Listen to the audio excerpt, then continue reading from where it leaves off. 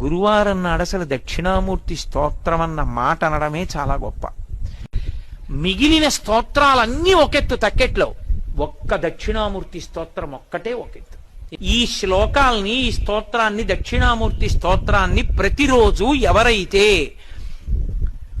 ఈ స్తోత్రాన్ని చదువుకుంటున్నారో, చదవడం చేత కాని వాళ్ళు, చదువుకోవడం వచ్చిన వాళ్ళు చదివితే వింటున్నారో, విని ధ్యానం చేయగలుగుతున్నారో, ధ్యానం చెయ్యలేకపోతే కనీసం పఠిస్తున్నారో, వింటున్నారో, ఇలాంటి వాళ్ళందరికీ కూడా సర్వాత్మత్వమితి స్ఫుటీకృతమిదం, ఆత్మ అనుభవంలోకి రావడమే కాదు, దానితో పాటుగా సమస్త సిద్ధులు కూడా కలుగుతాయి.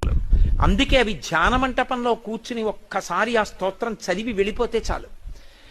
దక్షిణామూర్తి యొక్క పరిపూర్ణానుగ్రహం కలిగి కొన్ని కోట్ల జన్మలెత్తవలసిన వాడు, నన్ను నమ్మండి, నాకు శంకరులు ప్రమాణం, నేను నా సొంత మాట చెప్పట్లేదు, ఈ జన్మలోనే ఆఖరి ఊపిరిలో జ్ఞానం కలిగి పరమేశ్వరుని యందు ఐక్యమైపోతాడు, సందేహం లేదు.